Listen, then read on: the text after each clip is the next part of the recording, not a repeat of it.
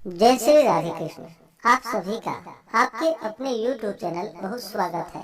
आइए आज आप सब जानेंगे वर्ष 2024 पौष मास शुक्ल पक्ष की पुत्रदा एकादशी व्रत के शुभ मुहूर्त के बारे में, पारण समय के बारे में, पारण कब किया जाएगा, किस चीज से किया जाएगा, इस दिन क्या करना चाहिए, नहीं करना चाहिए।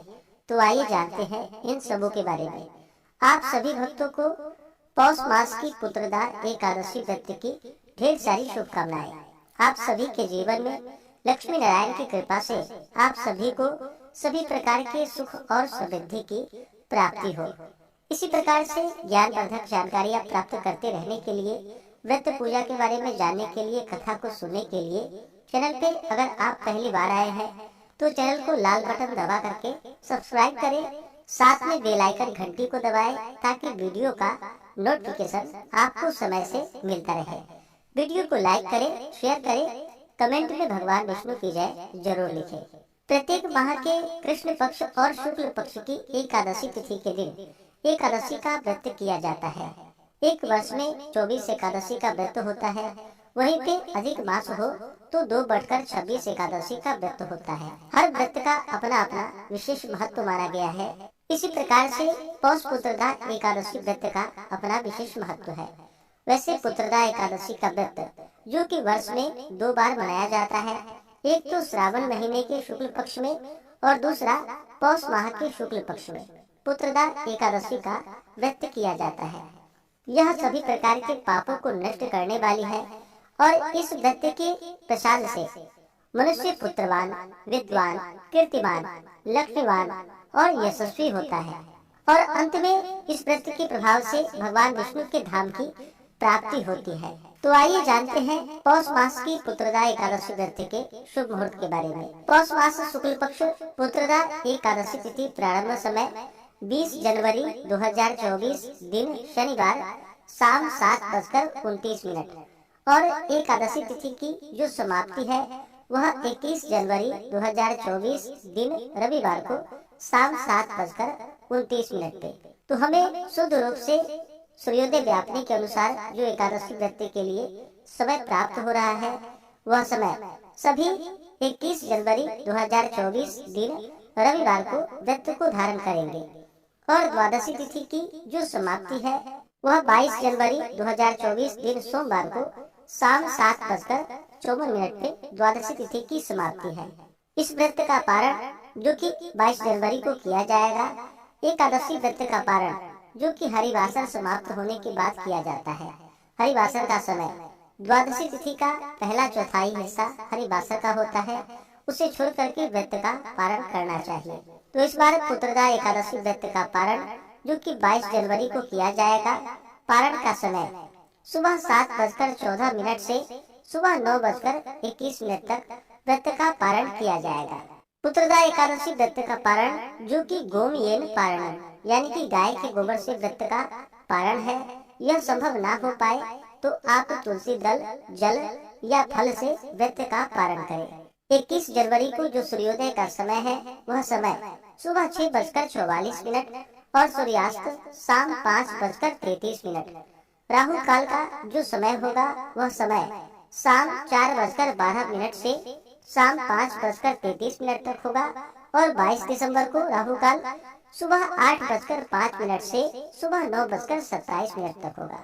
राहु काल समय के दौरान कोई भी शुभ कार्य या नया कार्य, पूजन आदि का कार्य नहीं करना चाहिए। योग जो कि 21 जनवरी को शुक्ल योग सुबह 9:47 तक होगा, उसके बाद ब्रह्म योग होगा।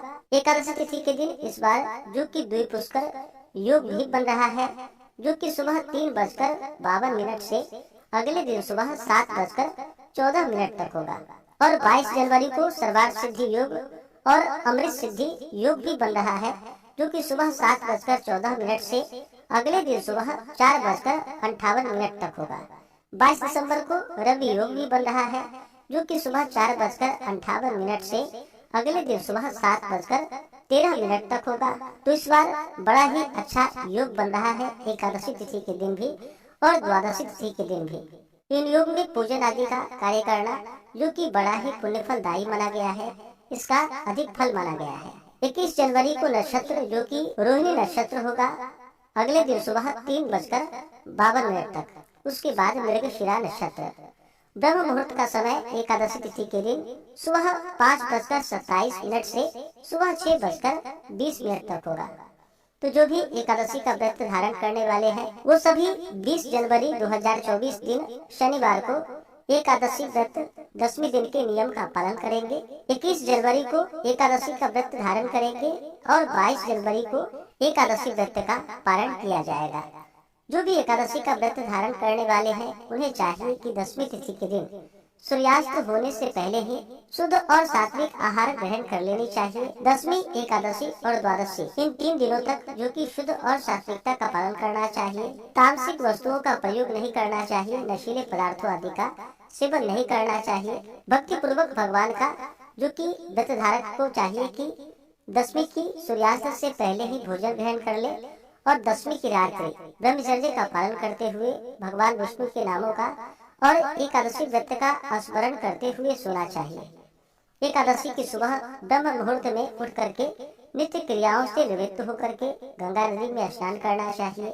गंगा नदी में स्नान नहीं कर पाए तो घर के नहाने के पानी में ही थोड़ा सा गंगा जल मिला करके स्नान करना चाहिए। शुद्ध वस्त्र धारण करके व्रत का संकल्प लेना चाहिए। भगवान विष्णु से प्रार्थना करनी चाहिए कि हे भगवान विष्णु, हे माता लक्ष्मी, आज मैं पुत्रदा एकादशी का व्रत धारण करने जा रहा हूँ या करने जा रही हूँ। इस प्रकार से भगवान से प्रार्थना करें कि यह व्रत मेरा निर्विघ्न पूरा हो, हमें पुण्य फलों की प्राप्ति हो, हमारे सभी प्रकार के पापों का नाश हो। आपके मन में जो भी इच्छा हो, जो भी कामना हो, वह भगवान विष्णु से कहें। पुत्रदा एकादशी के व्रत में इस दिन जो कि भगवान विष्णु, माता लक्ष्मी और भगवान विष्णु के नारायण स्वरूप का पूजन किया जाता है। तो इस दिन भगवान का पूरे विधि विधान के साथ सुबह और शाम के वक्त पूजन करना चाहिए। गंध पुष्प धूप दीप आदि से भगवान का पूजन करें। इस दिन विशेष प्रकार से जो कि बछड़े वाले गाय हो, जिस गाय का बछड़ा हो, उस गाय के दूध से भगवान की प्रतिमा को स्नान करा करके उसे प्रसाद के रूप में ग्रहण करना चाहिए। इससे भगवान विष्णु, भगवान नारायण अपने भक्तों पर अति प्रसन्न होते हैं और इससे अनंत फलों की प्राप्ति होती है।